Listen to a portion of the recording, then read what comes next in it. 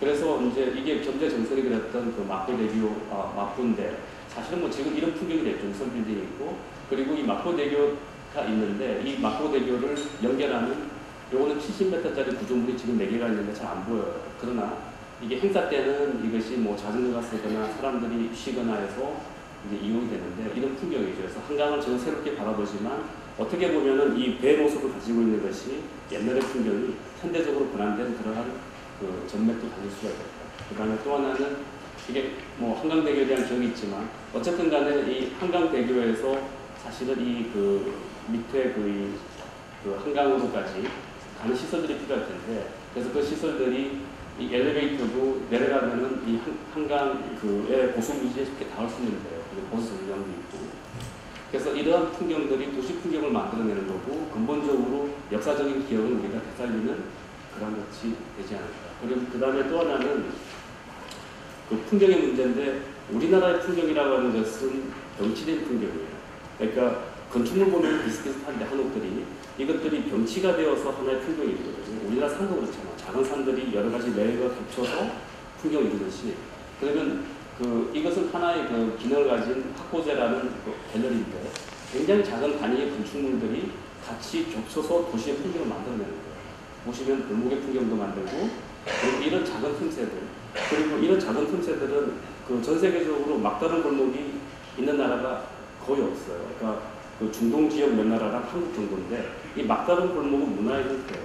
막다른 골목이 있다는 것은 작은 틈새에 대한 공간의 긴장감이 어마어마하다는 건데 그렇기 때문에 우리한테 남아져 있는 이런 작은 틈새 공간들에 있어서는 굉장히 중요하게 우리가 다뤄야 되는 문화유산인 거죠. 그리고 그래서 이제 제가 한옥의 사례를 2개를 보여드릴 텐데 어쨌든 그 단일 건축물의 한옥이 중요한 것보다는 사실은 문화 혼동에서 남아있는 이 도시 전체의 컨텍스트가 굉장히 중요한 거고 막 이런 이야기를 이제 제가 하기 시작했어요. 그리고 보시면은 이게 그 변경 전의 한옥이고 변경 후의 한옥인데 우리가 우리나라 문화를 잘못 이해해서 되게 피상적으로 드러난 껍데기의 그 문양을 갖고 이야기를 할 텐데 사실은 그 본질은 아니에요.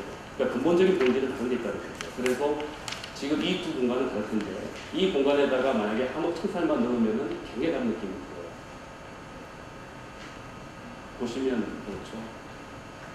그래서 내부 공간들이 바뀌는 거고. 그래서 근본적으로 우리가 가지고 있었던 그 미학적인 재료가 만나는 부분들 뭐 이런 것들이 살려봤을 때 이 한옥이라는 것이 과연 어떤 미학적인 가치를 가질 건지 이것이 한옥이라는 것이 단순히 전통을 넘어서 한옥이라는 것이 좋은 건축의 모험적인 사례로서 사실 이게 세계적인 건축이 될 수 있는 하나의 그 질이 높은 퀄리티까지 올리는 것 이것이 아마 제 목적이고요.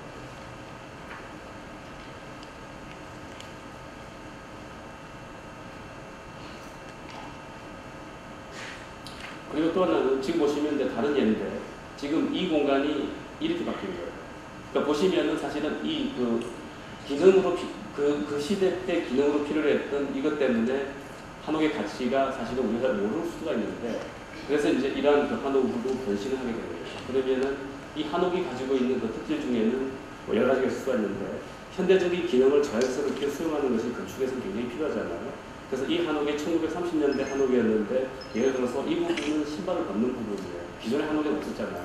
이러한 기능들을 만들어 보는 거예요. 그다음에 또 하나는 지금에서 이제 입구에 들어가서 이 뒷풍경이 보이는 거지만 이 뒷풍경이 보이는 이 중간에 문이 하나 있어요. 이게 우리나라 전통 한옥에는 없던 방식이었는데 화장실이 내부로 들어와 있잖아요. 그러면 이건 마스터 베드룸이고 화장실이 이쪽에 있으면 여기서 옷 다 갈아입고 갈 수는 없잖아요. 그렇기 때문에 이 같은 경우에는 닫으면 사실은 이 공간이 화장실로 이렇게 같이 연계가 되어서 간편한 옷차림으로 갈 수 있는 그러한 그 기능들을 수용하는 방법이에요. 그리고 또 하나는 우리가 이제 뭐 요즘 사람들은 옷도 많고 신발도 많고 하기 때문에 그러한 기능들이 자연스럽게 어떻게 한옥에 들어갈 수 있는가라는 문제. 그래서 그리고 그 현대적인 입식 생활이기 때문에 현대적인 가구가 또 그림이나 이런 것들이 어떻게 들어갈까에 대한 문제, 화장실의 문제. 그래서 이러한 것들이 연장이 되어서 우리가 이제 예를 들어서 지금 이거 보면은 우리가 신발 신을 적에 우리 옛날 대청에서 신발 신을 적에 이 잡는 거 있었거든요. 그러면은 이 어른들이 잡아야 되는 문제, 그리고 첫 발을 내딛는 문제. 그러니까 보통 첫 발을 내딛을 적에는 사람 힘이 실리기 때문에 굉장히 단단한 바닥이 필요해요. 그래서 이 첫발이 씹는 부분은 더 단단한 그런 재료를 쓰는 거.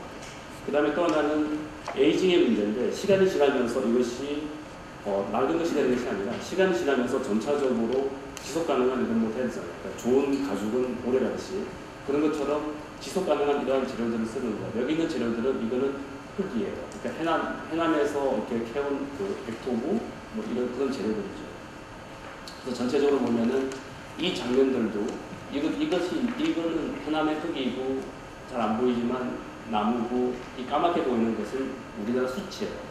그리고 나무, 돌 뭐 이런 건데, 여기에 인공적으로 착색된 것이 아니라 원래 원형적으로 가지고 있었던 색깔을 자연스럽게 넣어서 전체적인 하나의 그 분위기를 만드는 것, 뭐 이런 것들이 공간의 요소가 되고, 그러면 이러한 것들이 현대적인 건축물로 들어와서 저게는 어떻게 될 거냐에 대한 거죠.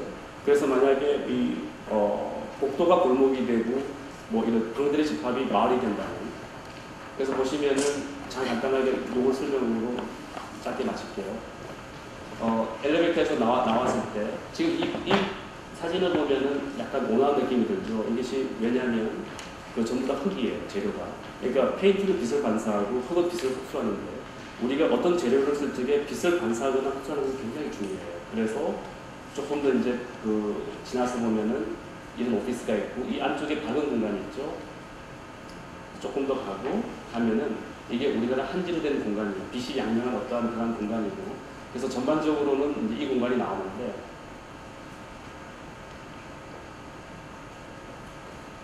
그래서 굉장히 그 여러 레이어가 겹쳐져 있는 이제 그런 공간들이 나오게 되고, 다시 2층으로 올라가면은 이거는 굉장히 긴 복도예요. 저는 그 고향이 부산인데, 부산 골목길을 걷다 보면은 바다가 이렇게 보이잖아요. 얼핏. 사실은 그 바다 골목길이에요. 그것도 굉장히 저한테는 중요한 그 유산이 되는 거고, 그리고 그 터널을 지나서 가면은 우리나라 집들은 전부 다 이게 일소점 투시가 생기는 것이 아니라 다소점 투시가 생기는 삐딱삐딱한 집들이 굉장히 많죠. 그렇기 때문에 일소점 투시가 아닌 다소점 투시가 생기는 그런 공간들이 외부랑 같이 만들어지는 거고, 그래서 이런 외부 공간이 있는 거고. 그래서 전반적으로는 그런 그 풍경들을 이해하고 우리나라 문화의 원형을 이해하고, 그래서 만들어낼 수 있는 건축이 무엇일까를 고민하는 와중에 있는 작업을 잠시 보여줬습니다. 그래서 결과적으로 이거는 애기들 요즘 안 쓰지만 애기들 엄마가 쓰는 포대기잖아요. 이거는 형태라고 보면 궁극적으로 우리가 만들어야 되는 것은 형태가 아니라 여기 애가 담겨있죠. 사실은 이러한 그 따스한 이거 같아요. 이것이 아마 한국 문화가 아닐까 생각합니다.